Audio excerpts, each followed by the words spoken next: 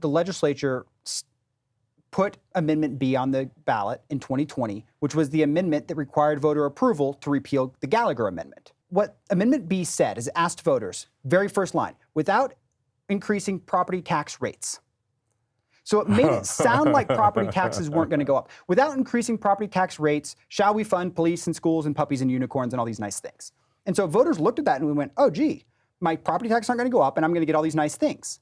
Gallagher said, as your home's value goes up, the rate goes down, so your taxes don't grow too much. They convinced voters to repeal that through very, very deceptive means.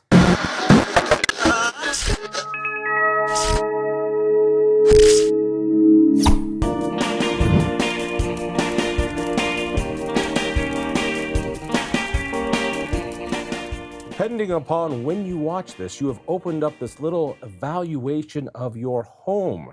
Well, if you rent, your landlord has opened up this little tax evaluation of your home. And your eyes rolled out of your head going, please, somebody buy my house for that amount. What you haven't seen is the tax statement that's coming in a few months based on that new assessment of your property. To tell you why and how much you're going to pay, Ben Murrey from our Fiscal Policy Center at the Independence Institute. So glad to have you. Thanks, John. All right, so there was a news story about, oh my God, property taxes are going to be really high. This is not news to us because you've been on top of this for quite some time. Yeah, I mean, obviously this is an issue we've been watching since 2020 when they repealed Gallagher, but I've been doing a video series on this for the past about month and a half, and we've been talking about this, going in depth, giving Coloradans more information. It's actually a great little video series, despite your ugly mug being in it. Go to the YouTube channel, look for IITV for Independence Institute Television, and it really brings folks up to speed in a pretty quick time about how we got here. So let's just do a quick recap. You said we repealed Gallagher. What was Gallagher for people who don't know? And so they're opening up, they get their thing in the mail and go, your house is worth this. And people are going, well, it's two things. They go, oh my God, I'm wealthy. My house is worth this. And then the second thing is, oh my God, I'm going to have to pay taxes on something worth that. Because of Gallagher, you're going to be paying so much more in property taxes. Because Gallagher was repealed. Yes. What was Gallagher? Who was, still is, Gallagher? What I'm not going to do, because I don't want your audience to fall asleep, is give a technical, in-depth explanation. I already talked. As soon as I started talking, they started sleeping. Gallagher's complicated, but basically what it is was a constitutional mechanism, an amendment in the state constitution that limited the growth in property taxes over time. It was especially effective at limiting the growth of property taxes for homeowners. What I loved about Gallagher, what I hated about Gallagher, what I loved as a homeowner is it kept my property taxes relatively low. And you had friends in New York and you said, oh yeah, my property tax, it's about $3,000 a year. And they go, what? It's 25 grand a year here in New York, and it's this much over here. What I disliked from a policy point of view about Gallagher is it gave commercial property taxes such a high rate. And so people pay taxes. And they would hide taxes in commercial property. You still pay for it. King Soopers is paying a lot more in property taxes. They pass it along to you in every loaf of bread. We're still paying for it. And so I always thought that Gallagher just hid those taxes to homeowners and made their property taxes look lower. Is that a fair criticism? Yeah, I mean, Gallagher wasn't perfect policy. After all, Mr. Gallagher was a Democrat. Stop it. No, I mean, it was better than nothing. It did protect homeowners from these huge increases we're seeing now, but it wasn't perfect policy. But still, I voted against the repeal. You voted against the repeal. If we loved to have more transparency in taxes, why did we vote against the repeal? Well, here's the thing. Even though Gallagher over time caused the property tax burden to be more lopsided on the side of commercial, repealing it didn't help commercial, right? It just hurt everybody. We would have been better off repealing it and replacing it at the same time with something better. Like what? Well, what I've proposed, and you can look at this in my most recent video that we released just this week, is doing something where you allow property tax revenues for local districts to grow every year, but you just limit how much can grow. So right now, because Gallagher's gone, if your home's value went up 45% over the last 2 years, from the last valuation period to this new one, your property taxes are going to go up 45%. There's no reason why local government needs a 45% pay increase just because on your paper your house is worth 45% more. It doesn't make any sense, right? So you say, okay, look, local revenues can grow by inflation plus any new homes that were built. You can add that on top of it as well. And that makes sense. And the sin of property tax is it's an ugly tax. It's an ugly tax that when you buy something, let's say, oh, I don't know, this incredible model of the original, not one of the later, Enterprise. So you bought this and you paid for it. But the idea that in order for you to keep it, you got to keep paying money to the government. And over time, the government says, you know, that thing's worth more. And because there's so few of them and the location is nice, you got to pay more and more and more and more. And so just to keep this thing that maybe you paid $10 for, now it's worth $1,000. You're supposed to pay $100 a year just for the pleasure of keeping it. You can't afford to keep it, and you have to sell it just to pay the taxes on it. And at some point, you're pricing people out of the homes they've paid off. There's something truly evil about escalating property taxes based on their assessed values, particularly for older folks who've already paid off their homes. Yeah, I'm glad you brought up older folks, because who this hurts the most is people on fixed incomes, right? So you're on Social Security, you're on a fixed income, or you're living off your retirement, and your property taxes are going up as your home's value rises because we don't have Gallagher to protect us anymore. Meanwhile, your income hasn't changed. You're on a fixed income. And this is really, really painful for people like seniors who are on fixed income. Now, as a side note, last year, a bill was introduced, I believe by a Republican, that would have increased the senior homestead exemption, which helps kind of buffer that for seniors. The senior homestead exemption hasn't changed since the year 2000. Think about how much home prices have gone up. And Republicans introduced a bill that said, hey, let's finally adjust this for all the increase in home prices. And Democrats killed that bill to protect seniors last year. And it's not just seniors, too. There are a lot of people who finally got into their home, and because of no change in their status, they did nothing, but all of a sudden their house is worth this immense amount of money. At the height of the market explosion is when these evaluations were done. Now their house is worth, 50% more. Mm-hmm. That's great. Makes them feel good. Now they have to pay 50% more in property taxes. But my house hasn't changed. Well, you're not giving me 50% more in governmental services. It makes sense that if inflation has gone up by 4%. It's 5% right now. 5%, then great. We should pay 5% more in taxes. If there's more homes, well, those homes should pay their way. Those will automatically pay for themselves because now they're paying property taxes. So let them pay for themselves. Great. That adds to the base. Yeah, and so what I think we should do is we should say, okay, let's look at all the existing homes, and we allow the revenue from the existing homes' property taxes to increase by the amount of inflation. So that way government's keeping up with inflation. And then after you do that, you go, okay, now let's look at whatever new homes have been built, okay? And then you tax those new homes at the same rate. But you don't just let property taxes go up by 40% just because property values have gone up by 40%. I thought when we passed the Taxpayer Bill of Rights, 1992, that we solved this problem.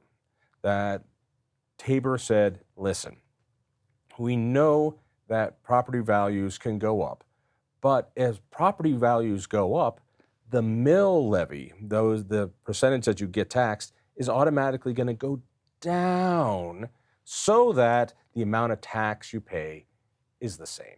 I mean, yeah, we'll adjust it for inflation, but it's going to stay the same. I thought we already solved this problem constitutionally. So that's a great point. First of all, I'll say that for the counties that haven't detabored, that haven't decoupled themselves from that Tabor limit, Tabor is the only thing still protecting homeowners. That's number one. Number two. What counties are those? I couldn't name all of them. Jefferson County is one of the big ones. Douglas, Jeffco, and I think El Paso are like. Those are the big. I think those are the big ones that haven't. So, and that's I great. could be wrong. That's great for them. But keep in mind, it's not just detabering for counties. It's every The local cities, district. It's the water city. districts, It's library all of district, it. blah, blah, blah. right. So you have to keep that in mind. Now, Tabor's the one thing still protecting homeowners to some extent, because even though a lot of districts have gotten rid of the cap, that requirement in Tabor that any rate increase get voter approval, that's still protecting everybody, right? So your property tax may go up as your home's value rises, but at least they can't raise the mills on you without asking you. That's something, right? When there was a lawsuit about this, and the Colorado Supreme Court said that Bill Ritter's mill levy freeze. I love the Orwellian title of this, the freeze. Oh my God, he's freezing the mill levies. This is great. They won't go up. No, what the freeze was for them not to go down. So he froze them, and the Colorado Supreme Court ruled that wasn't a violation of the Constitution, Tabor. And we were part of that lawsuit. The Independence Institute was part of that lawsuit that said, you can't do that. And went all the way up to the Supreme Court, and they said, they called it a fee. And if they call it a fee, they can do it. Well, and you're getting at something, John, that I think people really have to understand. And I believe Gallagher ended up being repealed by voters because voters didn't understand this, which is if they freeze your mill levy or the assessment rate, if they freeze the rate, then that means you will get an automatic property tax increase, right? By the rate being the same. What Gallagher did is it said, as your home value goes up, the rate comes down so that your tax actually stays the same. With Gallagher gone. Wait, stop there again, because I want to make sure people get that, especially if you're listening on to the podcast, which you can get on any good platform, that yes, your assessments keep going up as home prices go up here in Colorado. Maybe when they go down, that'll change. But the mill levy rates under Tabor would go down. So your assessment rate goes up. What the rate is? I know the mill sounds weird, but the percentage rate that you pay on your assessment would automatically go down, so that what you paid, if it was $5,000 a year, it would stay roughly the same every year. And in truth, it would rise a little bit, but based just on not inflation. dramatically. Yeah, not dramatically. But after this lawsuit, after the legislature, God bless the legislature, by calling that mill levy freeze a fee increase, by calling it a fee, and it didn't go to the vote of the people, they locked that rate into place. So now as assessments go up, then your rates go up. So what then saved us from skyrocketing property taxes? And you say it was Gallagher. It was Gallagher at that time, yeah, and that's of course no longer in place. Because Gallagher would say that, all right, most of this is going to go to commercial property, and it's going to lock our residential down at a lower mill levy. Right. And there's a little bit of a misnomer with Gallagher. A lot of people more on the right thought repealing Gallagher was a good idea because it hurt commercial property. That's not really true. It just didn't help commercial as much as it helped residential. And over time, it put more of the share of the burden onto commercial. But it actually limited the growth of property taxes for everybody, right? Because what it did is it said, commercial property taxes, the assessment rate is fixed at 29%. Well, that's a protection. It can't go to 30%. It can't go to 35%. It can't go to 40%. 29% of what? Of the actual market value of the property. I don't know how much you want to get into the weeds of how property taxes work. Let me take a shot at this, because it does get kind of weird. So let's just say for simplicity, a house is worth $100,000. Sure. All right. So the house market value is worth $100,000. That's the assessment.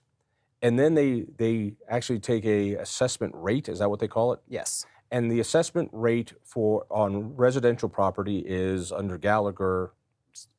When Gallagher was repealed, it was 7.15%. All right. So they take 7.1%. Let's just call it 7%. And so they say, we take your $100,000, multiply it by 7%. So we take $7,000, and then we tax that $7,000. Yes. All right. On commercial property, let's say that same property was worth $100,000, for simplicity. Sure. You're telling me that they would then say, we take 29% of that. Right. And then we put the rate to 29%. So they take 29 grand and do it. All right, but if I'm hearing you right, you're saying Gallagher limited those. So it was 29 here, it was 7 there. And we might not like that the split was uneven, but at least it was limited. And Right. so people on the right who supported the repeal didn't like that commercial had that higher limit. But you're saying it was still a limit. It was still some kind of a limit. Interesting. Right? Now we've Okay. gotten rid of it. So, like I said, commercial properties aren't better off because Gallagher's gone. It's just everybody's worse off. So what happened? What are those limits now? So, this gets into a lot of policy changes that have happened, but essentially, the legislature put Amendment B on the ballot in 2020, which was the amendment that required voter approval to repeal the Gallagher Amendment. Right? You need a constitutional amendment to repeal a constitutional amendment. That was Amendment B. Amendment B started like this. And when, as you and I very well know, when the legislature puts something on the ballot, they get to play by a very different set of rules than when you and I go and put something on the ballot like we're doing this year. And what Amendment B said is it asked voters, very first line, without increasing property tax rates. So it made it sound like property taxes weren't going to go up. Without increasing property tax rates, shall we fund police and schools and puppies and unicorns and all these nice things? And so voters looked at that and we went, oh, gee, my property taxes aren't going to go up and I'm going to get all these nice things. Now, you and I know, based on what we just discussed, that if the rate stays the same, that's a tax increase every time your home value goes up. Gallagher said, as your home's value goes up, the rate goes down, so your taxes don't grow too much. They convinced voters to repeal that through very, very deceptive means. Let me repeat that because what you said is a mouthful. It is the worst type of used cars salesman tactic without raising tax rates, but taking off the limits of what we tax, and therefore increasing tax collections by a gob is really what it should have said. So, yeah, we're not going to touch tax rates, but what we tax is going to grow enormously. And now it's off to the races. And stupid conservatives who said, oh, no, this is good because it, as you said, it will help level the playing field and we won't be so mean to commercial real estate. And by the way, I disliked Gallagher for that same reason, that it's unfair. Yeah, it was silly. It was silly policy. It's a way to hide taxes. Yes, and I do not like that. I totally agree with you, John. Yeah, and I looked at Gallagher and I said, this is another way that liberals hide taxes from voters. In the same way that our hospital provider fee, which is a tax, is by law not allowed to go on your hospital bill. So you go to the hospital and you look at your hospital bill and you go, oh my God, this is so much. Well, a lot of it is a tax that the legislature put there without a vote.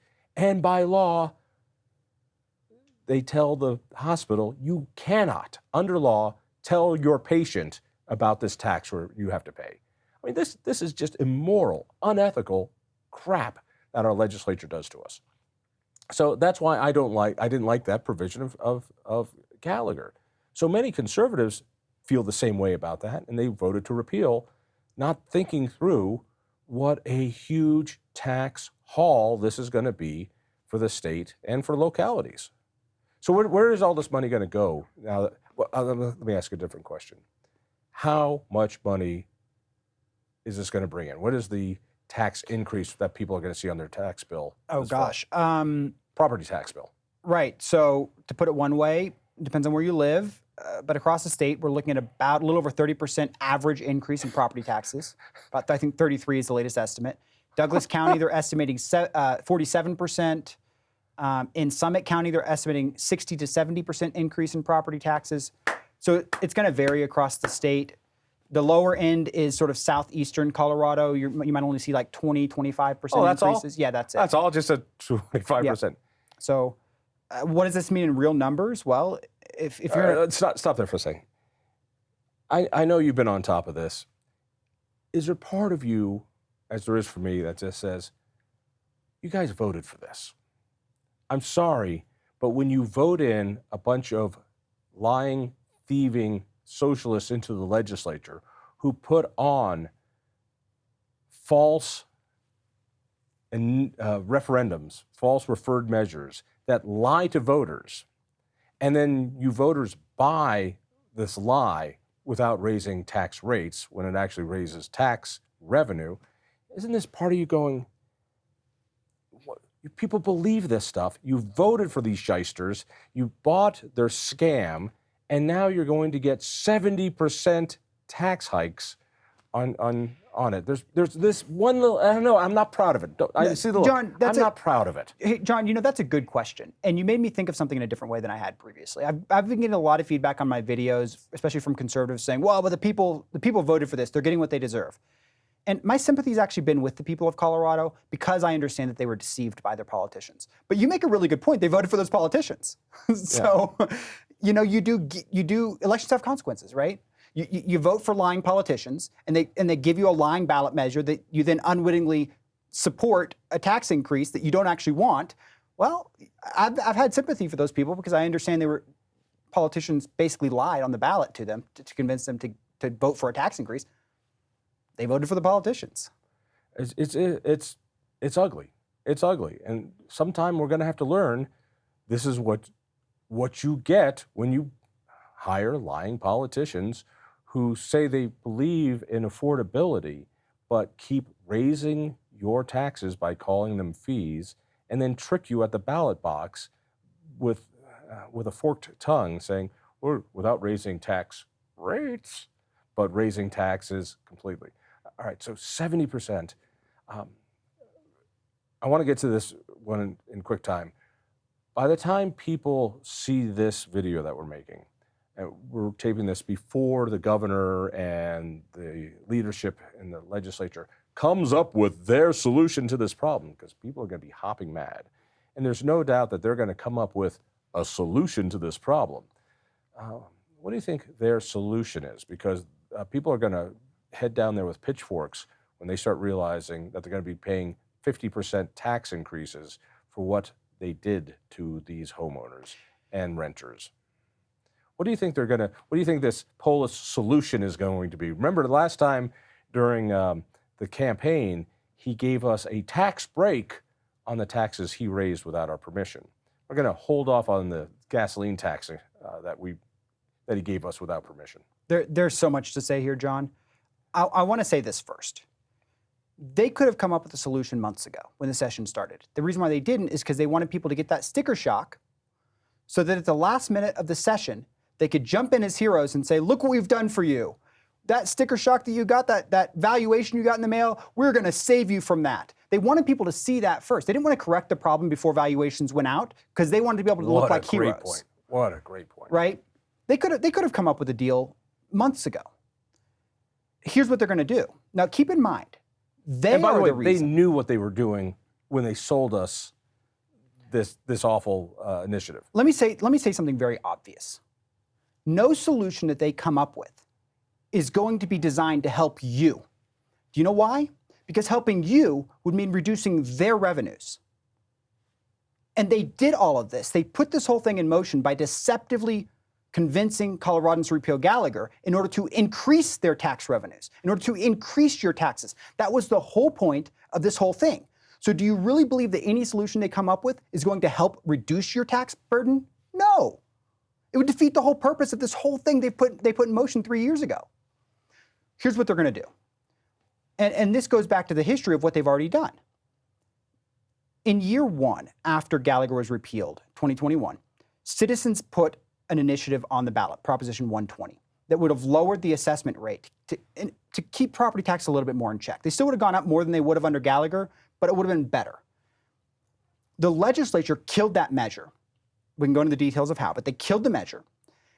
And in the same bill where they killed the citizen measure that would have given us a significant property tax reduction, again, a reduction from the increase that politicians caused, right? They gave us a tiny, tiny, tiny little rate reduction from 7.15 to 6.95%. And then they went around the state campaigning saying, we cut your property taxes, right? Well, that cut was only about 20% of the increase that they first gave us, right? So they increased it by this much, reeled it back by 20% of that, and then went around saying, we cut your property taxes. I sense a theme here. And I sensed that theme during the 2022 campaign season, which is Polis and Legislature take this much in tax increases without voter permission because they call it a fee, therefore going around Tabor, which requires voter approval. A fee doesn't require voter approval. And then they come back and go, but we're going to step it back this much and call it working for your affordability. So we put in, for the first time in Colorado history, a gas tax, but we call it a fee. That way, Well, no, the gas tax already existed, a gas fee. That's what I was going to say. So we put in a gas tax, but we do it by calling it a fee, so we don't ask your permission. And then we put it on pause for 6 months until after the election, and we say we're saving you money. Exactly. Yes. So my suspicion is, and by the time folks watch this, whatever plan they've done likely will have been launched, and they'll be working to pass it. It'll be something like that, which ratchets back some of the damage that they have caused, but still is going to give them a huge windfall. A tiny penance of the damage they caused, they'll probably reel in. But here's what's even better, because this is what they did last year, is even that won't be real tax relief. My prediction is even that won't be real tax relief for homeowners. Because what they did last year is, again, after causing this massive property tax increase, they did a small reduction, but they did it as a Tabor refund mechanism, right?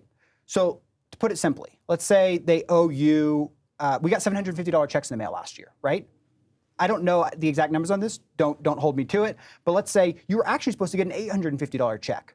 But 100 of that they gave to you as a property tax refund, a property tax relief. So then your check was only $750 and you got a little bit lower property tax bill. Okay, it's not a net tax relief for me. It's not a net gain for me. You're just deciding where I see that relief. That's most likely what they're going to do, is that Tabor refund, they're going to give part of it to you as property tax relief, and then you're just going to get a smaller Tabor refund. All right, let me see if I'm following you, because that's fascinating. You're telling me that we're going to get our Tabor refunds anyway. So what they're going to do is, instead of giving us a $1,000 check, which is what we're owed, they're going to give us a $500 check. And then somehow they're going to cut our property taxes by about $500. And only temporarily. And only temporarily. And it's still a huge increase from what your property taxes would have been had they not meddled in the whole thing to begin with. How is that not bordering evil? I mean, that what they're doing is taking away our money and doing a shell game and saying, oh, here, we're saving you money. Oh, that's our money too. That money is being refunded. It's as if your IRS refund is coming to you and it's $1,000, but the IRS cuts it to $500, and then they say, oh, we found an extra saving. We lowered the tax rate. We've lowered the tax rate. Here's a little extra money for you. You know, there's a really simple common sense way to look at all this, because you're right in calling it a shell game. The state budget has about doubled in the last decade. And yet politicians keep telling us they're saving us money. For anybody out there with a shred of common sense, how do they double the state budget in 10 years while saving me money? Where's that money coming from to double the budget? It's not coming from Santa Claus, unless you call the federal government Santa Claus, and to some extent it is. Let me put that in a little different question. State budget has doubled in 10 years. The state population hasn't doubled in 10 years. Inflation hasn't doubled in 10 years. Your wages haven't doubled in 10 years. That was a question. Has your income doubled in 10 years? No. Population hasn't doubled in 10 years. Where are they getting all this? They're getting it from us. They're getting it from us, and let's be honest, they're getting it from made-up dollar bills sprinkled from heaven, Washington, D.C., on the backs of our children and our grandchildren. That's true. We'll have to pay for it. That's true. So if there's any real immorality, there's that part as well. That's very true. All right. So there are some answers being bantied about.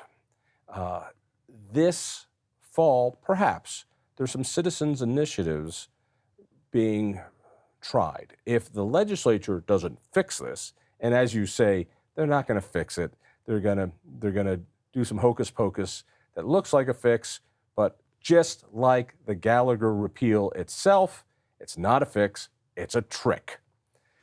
That's my prediction. That's your prediction. And by the time this airs, my guess is we'll be right. There are a couple proposals that are working their way through to become citizen petitions and might be on the ballot, underline might. They're competing, but they kind of sound the same. Give me some descriptions. So there are two different ideas. One of the ideas, they have several different initiatives they put forward, and they're toying with one, and they'll end up only trying to get one on the ballot. But the two ideas are this. One is that we limit the growth in property tax revenues to 3% a year, which is similar to my idea of saying, hey, let's limit it to inflation plus new construction. They're saying, let's just limit it to 3% a year, but we're also going to take away TABOR refunds forever. Okay, that's one option. The other that's option, a deal for government. Yeah, that's a deal. And look, that'll give a big property tax relief the first year, probably about the same amount, maybe even more property tax relief than what we would lose in our TABOR refund in the first year. But over the long term, it would be a huge net loss to taxpayers, huge net loss.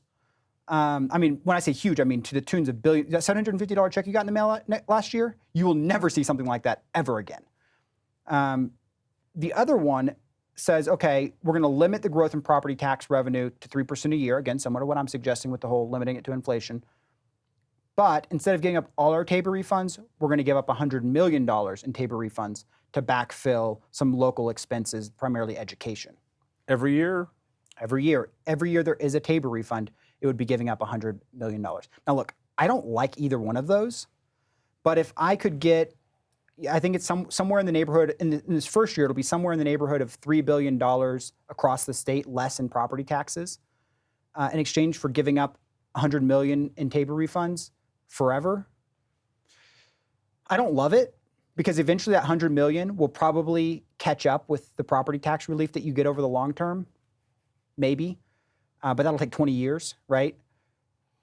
Listen, from my old man point of view, 20 years isn't that long. Right, which is why I don't like giving up any of our TABOR refunds. But if you want real relief for homeowners and you're looking at it in a kind of short-sighted way, like, hey, we need relief now because the legislature hasn't acted, the legislature hasn't done anything, then what's being called Initiative 21 would be really the one option that we have that would provide the most relief right now.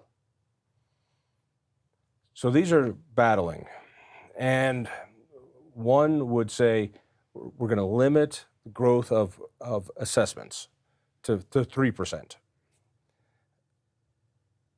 Does that mean it has to go up by 3%? Because sometimes ceilings just become floors. No.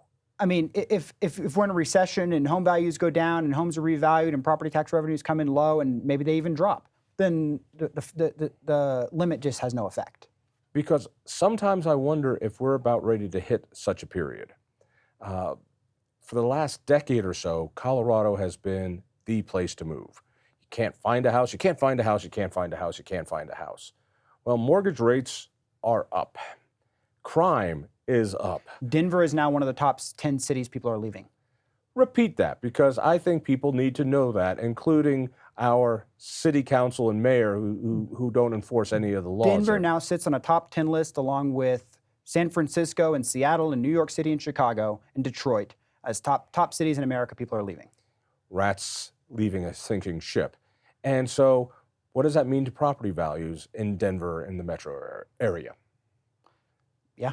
They go down. They go down. They go down, which means while property taxes in Denver are going to go skyrocketing because the assessments were for, at the peak, was it last year? Last June. Last June, which was still the peak of the peak of the peak. May was the peak, I believe, actually. Yeah, so the assessments for taxes were at the peak of the peak of the peak of the peak of the market nationwide and here in Colorado. But right now, we're just at the beginning of the downslope, and it could be a real downslope. It could be. We don't know, but we know that in Colorado or in the Denver metro area, prices have already come down around 5% since the peak. So that's not inconsequential. That's actually a very, very rapid drop. It's a more rapid drop than we saw at the start of the 2008 housing crash. Really? Yes. Good thing for those people looking to buy a house, but for those who see those property assessments and think that's good today, no, that was a year ago. And so you're getting taxed on what it was worth a year ago. And when not home today. values are reassessed in 2 years, likely you'll have property taxes dropping because home values have come down. And that ceiling that we put in place to protect us from this shock that we're getting this year, that ceiling may not even be hit, but our TABOR refunds will still be gone. What happens if neither one of these citizens' initiative passes and nothing at the legislature passes? Then it will be very, very painful for Coloradans for 2 years. And then what happens from there will be determined by the housing market. What do you think? I think that if you're concerned about the short term, if you're concerned about seniors in Summit County being priced out of their home and being forced to sell because their property taxes went up 70%, then it's probably worth doing Initiative 21, where we only give up $100 million of our TABOR refunds forever in exchange for dodging this massive property tax increase in the short term. I think that if you're looking over a much longer time horizon, 20, 30 years, I think that we should protect TABOR refunds at all costs. And do nothing at all. As painful as that would be for homeowners in the short term, we would all be better off. I'd have to do the numbers and look at it more closely, but I believe that we would likely all be better off on net over the long term. And of course, whatever the legislature does doesn't prevent the citizens, these two warring factions going to the ballot, putting their stuff on anyway. So the legislature could put on this temporary relief, which you and I speculate is going to be a shell game.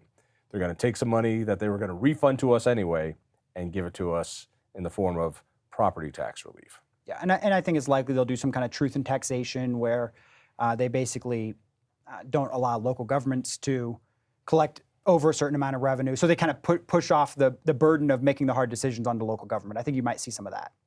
Somebody's watching this because they've fallen down and they can't get up to change the channel. They go, I'm a renter. What are you two yucks talking about? I'm a renter. This ain't my problem. I don't have to pay for any of this. Yeah, that's naive. I mean, look, your landlord's property tax bill goes up $1,200. That's $100 a month. Your rent's going up $100 a month. That's the way it is. They're not going to absorb that cost for you. Are you kidding? No.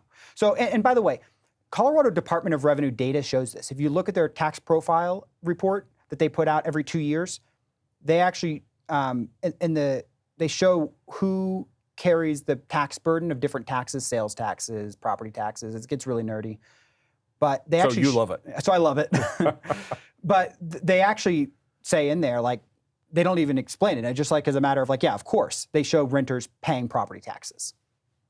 Really? Mm-hmm. And do rent?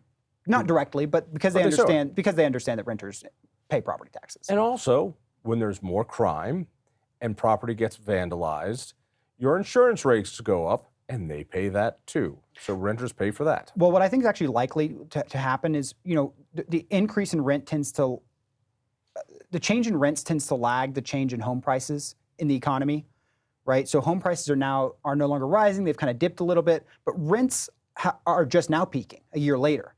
Rents are going to start dipping probably. And what I believe is likely to happen is rents may just stay more stable rather than decreasing more in Colorado, because landlords who would have otherwise maybe lowered rent as the rental market comes down will just keep rents where they are, right, to offset that increase in their property tax bill. So renters who've been seeing their rents skyrocket for 2 years, they're going to see a leveling out of rents as a good thing, and they're not going to feel the burden of that property tax being passed on to them, because what they don't know and what they're not going to realize is that, no, your rent would have actually gone down instead of stayed stable or whatever, right? Like, they're not going to understand that they're paying it. What's odd is that the governor has been fighting for his little pet bill, Senate Bill 213, which is this bill to create infill density in cities. It's to force state-run zoning, basically. Put homes in people's backyards against the city's will, your local zoning. And the idea was this was going to make more affordable housing. Although more density doesn't mean more affordable homes. Look at my hometown of Boulder. They keep squeezing in more homes, and it doesn't mean more affordability. Look at Portland. But because of all the policies, because of all the crime, and now with people moving out, we might finally get his dream of a home for every budget because people are leaving.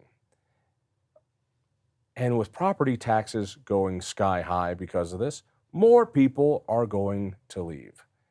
Could be a great time to buy that mountain property if property taxes make older people have to give up their home.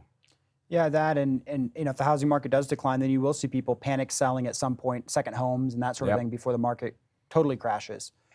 You're right, there could be opportunities. I mean, now we're getting into predicting what's going to happen with the housing market and this sort of thing, and I have my own opinions on that. But fundamentally, you're right. If the housing market declines, if people leave the state, all those things will drive prices down, which will drive property taxes down. But the economic pain of people leaving the state and all that will be far worse than your savings and property taxes two or 3 years from now. It is amazing. People want to see these videos. Again, YouTube, go to the channel IITV. IITV3, I think is what it's called. IITV number 3. That's the handle. Just search for IITV. You'll see it. You'll see it. You'll see it. Look for your pretty mug. By the way, you do the best faces for your mugs. Go show the folks one of your my There, that's the one that made you an international that's the one that sensation. made me famous. Yeah. Hey, Ben, thanks so much. This is a great, depressing conversation. All right, thanks, John. If you enjoyed that conversation, by all means, click one of these other great programs. We have the best conversations with the most fascinating Coloradans. And subscribe to our channel. Just click down below and hit that little bell button too. You don't want to miss a single show.